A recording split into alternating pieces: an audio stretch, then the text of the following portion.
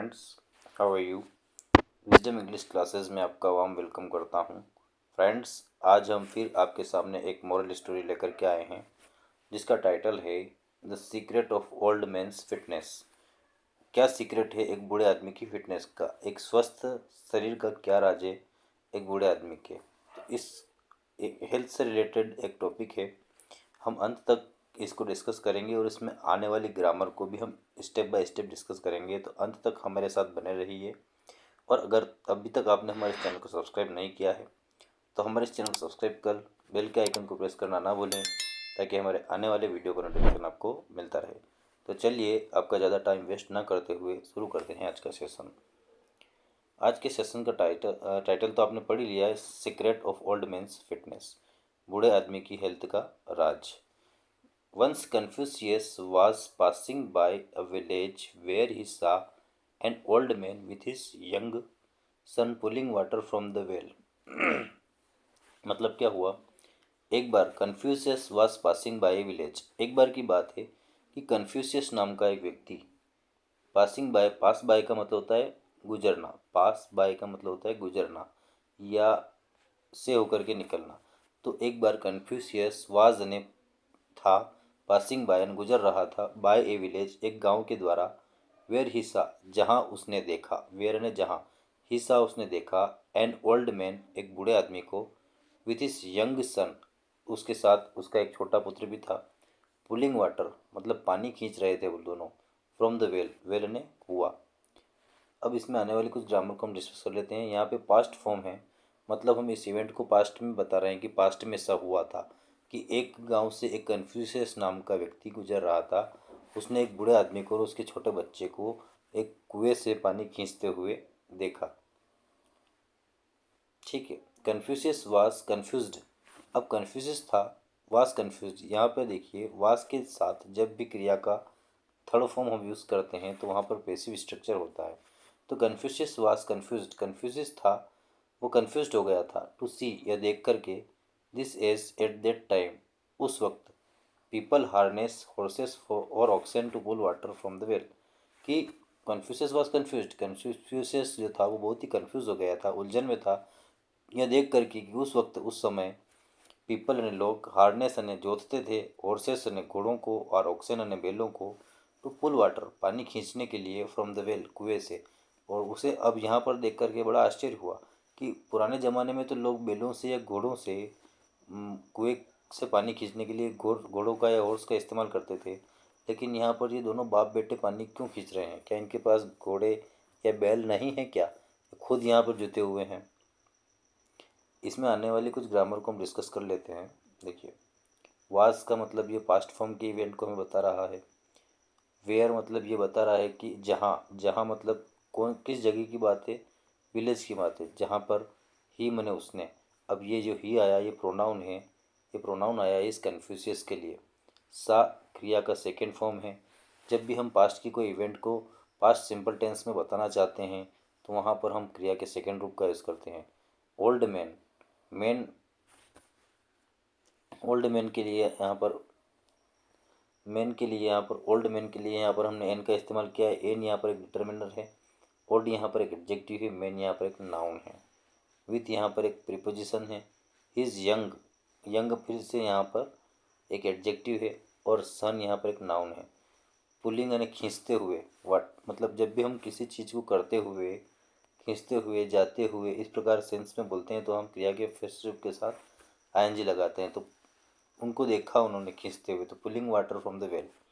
चलिए, Confucius confuse ये passive structure है। टू सी, जब हम टू के बाद क्रिया का फर्स्ट फॉर्म लगाते हैं, फर्स्ट फॉर्म लगाते हैं तो वहाँ पर एक पैसिव स्ट्रक्चर होता है। चलिए आगे बढ़ते हैं नेक्स्ट पैराग्राफ में। Confucius with concern went to old man and set. जब भी हम कोई इवेंट या सॉरी कोई किसी घटना को या किसी स्टेटमेंट को बोला जाता है किसी व्यक्ति के द्वारा उस पैराग्राफ में या उस स्टोरी में, तो वो इन्वर्टेड कामा के भीतर लिखा जाता है। तो Confucius with concern with to old man said, why are you unnecessarily tiring yourself and young man that now we have harness horses and oxen. मतलब इसका ये हुआ कन्फ्यूशियस विथ कॉन्कर्न, कन्फ्यूशियस जो था विथ कॉन्कर्न चिंता के साथ वेंट ने पहुंचा टू ओल्ड मैन उस बूढ़े आदमी के पास पहुंचा एंड सेड और बोला why are you unnecessarily tiring, आप क्यों बेवजह थक रहे हो। मतलब why are you unnecessarily tiring का मतलब होता है आप बेवजह क्यों थक रहे हो, खुद भी और अपने बच्चे को भी थका रहे हो। देट नाउ, आज की दुनिया में, अब देट नाउ का मतलब आज, वी हैव हार्नेस, हम जोत सकते हैं, हमारे पास जोतने के लिए हॉर्सेस हैं और ओक्सन हैं। आज की दुनिया में हमारे पास बैल हैं, घोड़े हैं, तो तुम क्यों थक रहे हो। मतलब कहने का मतलब ये हुआ कि जब वो कन्फ्यूशियस उन बूढ़े व्यक्ति के पास जाकर के बोला कि बाबा आप क्यों परेशान हो रहे हो, क्यों थक रहे हो और अपने बेटे को क्यों परेशान कर रहे हो, आपके पास क्या बैल और घोड़ा नहीं है क्या ताकि वो पानी खींच सके। चलिए, old man hushed him and said, old man उसके पास जाकर के बोला प्लीज़ स्पीक सॉफ्टली, धीरे बोलो। I don't want my son to hear this, मैं नहीं चाहता हूँ कि यह मेरा बेटा सुने जो तुमने बोला। आई कैन आंसर यू, मैं आपको इसका आंसर दूंगा, दे सकता हूँ, बट लेकिन please come back when my son go for lunch, लेकिन आप मेरे पास आना जब मेरा बेटा लंच के लिए चला जाए, तब मैं आप मेरे पास आना। उसने बूढ़े व्यक्ति ने उस कन्फ्यूशियस से कहा कि इसका आंसर मैं आपको भी दे सकता हूँ, लेकिन अभी आप धीरे बोलिए क्योंकि मेरा बेटा अगर सुन लेगा तो गड़बड़ हो जाएगी, इसलिए आप जब मेरा बेटा लंच के लिए चला जाए तब आप मेरे पास आना, तब मैं आपको इसका आंसर दूंगा। कन्फ्यूशियस वॉज प्रिप्लेक्स्ड, कन्फ्यूशियस वॉज प्रिप्लेक्स्ड, देखिए यहाँ पर फिर से क्रिया का थर्ड फॉर्म में वास के साथ प्रिप्लेक्स्ड का इसका मतलब व्याकुल था। कन्फ्यूशियस वास प्रिप्लेक्स्ड, वो बहुत ही व्याकुल था। ही केप्ट क्वाइट, वो चुप रहा। एंड वेटेड, और उसने इंतजार किया। अनटिल अने, जब तक ओल्ड मैन केम, जब तक बूढ़ा व्यक्ति नहीं आया। टू हिम, उसके पास। अलोन एंड अकेला, एट लंच टाइम, लंच के वक्त। जब उसका बेटा लंच करने चला गया तब वो बूढ़ा व्यक्ति उसके पास आया। और उस वक्त तक कन्फ्यूशियस ने चुप रहा और उसने उसका आने का इंतजार किया। कन्फ्यूशियस ने क्वेश्चन किया। इन्वाइटेड कामा के भीतर क्या क्वेश्चन किया, why would you not let your son here watt I said, तुम अपने पुत्र को क्यों नहीं सुनने दोगे जो मैंने तुमसे कहा। वो बोला कि तुम अपने पुत्र को जो मैंने तुमसे बात कही थी वो धीरे से क्यों बोलने के लिए बोल रहे थे और आप अपने पुत्र को ये बात क्यों नहीं सुनाना चाहते हो। ओल्ड मैन रिप्लाइड, तब उस ओल्ड मैन ने उत्तर दिया, आई एम 85 ईयर ओल्ड, मैं भी 85 साल का हूँ। एंड यट, और अभी, I have strength to work side by side a 30 year old young, और मेरे पास अभी इतनी ताकत है कि मैं वर्क कर सकता हूँ, काम कर सकता हूँ कंधे से कंधा मिला करके। साइड बाय साइड का मतलब होता है कंधे से कंधा मिला करके एक 30 साल के जवान लड़के के बराबर में काम कर सकता हूँ। इफ़ टुडे, यदि आज, I engage horses to pull the water, यदि मैं आज इंगेज कर लेता हूँ घोड़ों को कि पानी खींचने के लिए, यदि मैं आज इंगेज कर देता हूँ घोड़ों को पानी खींचने के लिए, then my son will not be able to have same strength at 85, तब मेरे बेटे के पास इतनी ताकत नहीं होगी 85 ईयर की उम्र में कि वो मेरे बराबर काम कर सके। देट आई हैव नाउ, जितनी जितना आज मेरे में ताकत है, जितनी आज मेरे में स्ट्रेंथ है, उतनी स्ट्रेंथ तब मेरे बच्चे के पास नहीं होगी। मतलब कहने का मतलब ये है कि बूढ़ा व्यक्ति उससे बोला कि मैं अभी 85 साल का हूँ और मेरे में आज इतनी ताकत है कि मैं 30 साल के बच्चे के समान काम कर सकता हूँ। यदि आज मैं घोड़ों को या उन बैलों को यहाँ पर इंगेज कर देता हूँ पानी खींचने के लिए, तब मेरा बेटा जब 85 ईयर्स का होगा तब उसमें इतनी ताकत नहीं होगी जितनी आज मेरे पास है। That's why I asked you not to speak about in front of my son. That's why, इसलिए, I asked, मैंने पूछा था, you, आपसे, not to speak, कि आप मत बोलिए, about it, इसके बारे में, in front of my son, मेरे बेटे के सामने। इसलिए मैंने आपसे कहा था कि आप यह सब मेरे बेटे के सामने मत बोलिए। यदि उसे पता चल गया तो कल से वो भी घोड़ों को, बिल्लों को पानी खींच लेके इंगेज कर देगा और वो आलसी हो जाएगा, और मैं नहीं चाहता हूँ कि मेरा बेटा आलसी बने।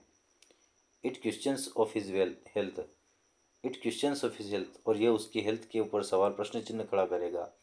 We heard that in towns people use horses to pull water from well. There are machines also to do that. It questions of his health. ये उसकी हेल्थ के ऊपर क्वेश्चन खड़ा कर देगा. We heard, हमने सुना है. That in towns, कस्बों में लोग यूज़ करते हैं घोड़ों का to pull water from the well, कुओं से पानी खींचने के लिए. There are machines also to do that. और वहाँ पर कुछ मशीनें भी है और वह भी ये सभी काम करती है. But if I use horses, यदि मैं घोड़ों का इस्तेमाल करूँगा और मशीन का इस्तेमाल करूँगा, नाउ अब, तो then what will he do, तब वह क्या करेगा. उसने कहा कि बट यदि, इफ़ आई यूज़ हॉर्सेस, यदि मैं हॉर्स का इस्तेमाल करूँगा और या मशीन्स का इस्तेमाल करूँगा, नाउ अब, टू देन तब, व्हाट विल ही डू, तब बूढ़ा होने के बाद वह क्या करेगा. व्हाट इफेक्ट विल इट, इसका क्या प्रभाव होगा. Have on my son's health, इसका क्या प्रभाव होगा मेरे बेटे की हेल्थ के ऊपर. If he saved from all the doing all the hard work now, then how will he be able to maintain his health. मतलब कहने का यह है कि if he saved from all the doing, यदि वो बचा लेगा ये सभी करना, ऑल द हार्ड वर्क, अगर वो बचेगा ऑल द हार्ड वर्क से, सभी कठिन परिश्रम से अगर वो बचेगा, नाउ अब, देन तब, how will he be able to maintain his health, तो अपनी हेल्थ को किस प्रकार से मेंटेन करेगा. मोरल, इस कहानी का मोरल क्या है. What we today will effect us tomorrow, आज हम जो करेंगे उसका प्रभाव हम पर कल होगा.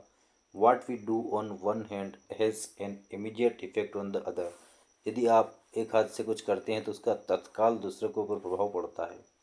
नोट, एज ए लियो ट्यूज ने कहा है, work and rest and both united, काम करना और आराम करना दोनों एक ही हैं. If you wish to relax, यदि आप रिलैक्स करोगे, टोइल हार्ड, तो आपको कठिन परिश्रम करना पड़ेगा. Strive so hard that relaxation falls on you, यदि आप कठिन मेहनत करोगे तो आराम आपके पास दौड़ता हुआ आएगा. एक और स्टेटमेंट है, he who rests in the day, जो दिन में परिश्रम करता है, destroy his repose of the night, जो he who rests in the day, जो दिन में आराम करता है, destroy his repose of the night, वो अपनी रातें बर्बाद कर देता है. Rest has to be earned through labour, rest को हम कमा सकते हैं कठिन परिश्रम करने के बाद. और else you shall have to pass a restless night, नहीं तो आपके पास एक अनआरामदायक नाइट होगी. तो दोस्तों, आपको हमारी ये छोटी सी मोरल स्टोरी कैसी लगी, और मुझे आशा है कि आपको इस छोटी सी मोरल स्टोरी से काफ़ी कुछ सीखने को मिला होगा. एक छोटी सी स्टोरी किस प्रकार से रीड की जाती है, छोटे से छोटे सेंटेंस को कैसे हम पढ़ सकते हैं, यह भी आपने यहाँ से सीखा होगा. तो आप हमारे साथ डेली बने रहिए और ऐसी छोटी छोटी स्टोरियाँ डेली सुनते रहिए, और आप इंग्लिश में एक दिन अच्छे वक्ता और अच्छे रीडर बन सकेंगे. तो दोस्तों, आशा करता हूँ आपको हमारा वीडियो अच्छा लगा होगा, और अगर अच्छा लगा हो तो इसे अपने दोस्तों के साथ शेयर कीजिए. और अभी तक अपने हमारे चैनल को सब्सक्राइब नहीं किया है तो हमारे इस चैनल को सब्सक्राइब कर बेल के आइकन को प्रेस करना ना भूलें, ताकि हमारे आने वाले वीडियो का नोटिफिकेशन आपको मिलता रहे. मिलते हैं नेक्स्ट वीडियो में. Thank you very much.